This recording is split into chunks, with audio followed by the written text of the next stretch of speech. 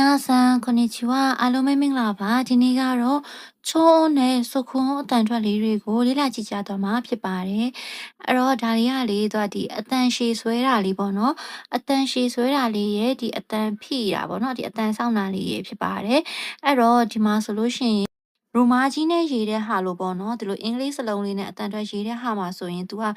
ဒီအပေါ်မှာဒီဟိုပါပေါ့နော်ဒီ line လေးတင်နေပေါ့နော်ဥပမာဆိုပြီးတော့မှနှလုံးအတန်ရှည်ဆွဲမယ်ဆိုလို့ရှိရင်ဒီ A ပေါ်မှာ तू က line လေးတင်ပါတယ်ပေါ့နော်အဲ့တော့ဥပမာအနေနဲ့ကြည့်ကြရအောင်အိုခါဆန်ဆိုလို့ရှိရင် तू ကဒီရေးမယ်ဆိုလို့ရှိရင်လေအိုခါအာဆန်လို့ရှိတယ်ပေါ့နော်အိုခါအာဆန်ဒီသူ့ရဲ့ရိုမာကြီးလို့ဒီအင်္ဂလိပ်လိုလေးရေးမယ်ဆိုလို့ရှိရင်တော့ဒီအိုခါဆန်အဲ့ခါ A ပေါ်မှာ तू line လေးတင်ပါတယ်အဲ့တော့သူ့ကိုဘယ်လိုလေးဖတ်မလဲဆိုလို့ရှိရင်အိုခါဆန်အိုခါဆန်အတန်ရှည်လေးဆွဲပါတယ်เนาะသူကဒီအိုခါအာဆန်လို့မဖတ်ဘဲနဲ့ရေးတော့တာအိုခါအာဆန်လို့ရှိရပါတော့ဖတ်မယ်ဆိုရင်အိုခါဆန်အဲ့လိုလေးအတန်ထွက်တယ်ပေါ့เนาะနောက်တစ်ခုကကြတော့အိုနီဆန်ပေါ့နော်။သူကရေးမယ်ဆိုရင်တော့အိုနီအီဆန်လို့ရေးတယ်။ဒါပေမဲ့ဖတ်မယ်ဆိုရင်အိုနီဆန်ပေါ့နော်။သူဒီရိုမာကြီးလို့ရေးမယ်ဆိုလို့ရှိရင် I လေးပေါ်မှာဒီ line လေးပါတယ်ပေါ့နော်။အဲ့ဒါဆိုရင်အိုနီဆန်လို့ဖတ်ပါမယ်နော်။ခုကဒီဥပေါ့နော်ဥလေးနဲ့အတန်ဆိုတဲ့ဟာလေးသူက you may အဲ့ဆိုရင် you ဥ may လို့ရေးရပေါ့နော်ဒါပေမဲ့သူတော့ဒီအတန်လေးဆွဲပြီးတော့မှ you may လို့ဖတ်မယ်ပေါ့နော်နောက်ထပ်ဥပမာလေးတစ်ခုကကြတော့ o နဲ့ဆန်သူကလည်းရေးမယ်ဆိုလို့ရှိရင် o နဲ့ a ဆန်လို့ရေးတယ်ပြီးတော့ဒီ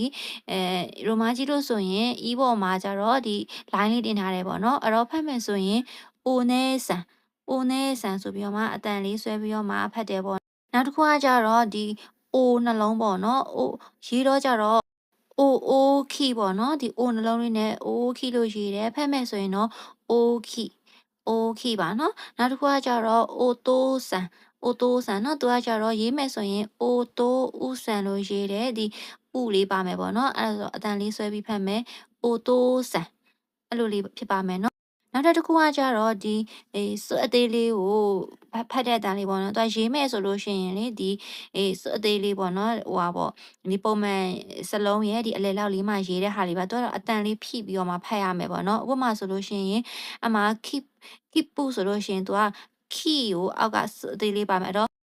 keep ပူအဲ့တော့သူ့ကိုလေဒီ私တို့ဟာပေါ့နော်ဒီkeyboard မှာရေးမယ်ဆိုလို့ရှိရင်လေဒီလိုရေးမယ်ဆိုရင် KIPPU ဆိုပြီးတော့လေအဲ့အနောက်ကဟိုပါပေါ့ဖိကျင်တဲ့အတန်အတွက်လေးကိုနှလုံးလေးဆင့်ပြီးတော့မှရေးတယ်ပေါ့နော် KIPPU ဆိုပြီးနှစ်ခါလေးရေးပါတယ်ပေါ့နော်နောက်ထပ်ဥပမာလေးတစ်ခုကကျတော့ kit တဲ့သူဆိုလို့ရှိရင်လေ KITTE ဆိုလို့ရှိရင် kit တဲ့ခိပြီးတော့အောက်ကစွတ်အသေးလေးထည့်မယ်ပြီးတော့တဲ့ဆိုရင် kit တဲ့အဲ့လိုလေးအတန်လေးပေါ့နော်နောက်တစ်ခုကကျတော့ gakko ဆိုလို့ရှိရင်အဲ့လိုလေးပဲပေါ့နော်ခါလေးကိုရေးတယ်ပြီးတော့မှစွတ်အသေးလေးရေးတယ်ပြီးတော့မှခိုအဲ့တော့အတန်လေးက gakko ပေါ့နော်အဲ့လိုလေးအတန်လေးထွက်ပါမယ်เนาะအဲ့ဒီကခိုးမှဆိုလို့ရှိရင်လည်းခိုးမှဆိုအဲ့ဥလေးနဲ့အတန်ရှည်ဆွဲရလေးတစ်ခုပါမယ်ပေါ့เนาะအဲ့တော့ဒီနေရာဒီချောနဲ့စုပ်ခွန်းအတန်ထွက်လေးတွေကိုပြပြပေးသွားတာဖြစ်ပါတယ်皆さんတို့ကလည်းလိုက်ပြီးတော့လေ့ကျင့်ကြည့်ထားကြပါအောင်เนาะနောက်ထပ်ဗီဒီယိုဖိုင်လေးတွေမှာပြန်ပြီးတော့တွေ့ပါမယ်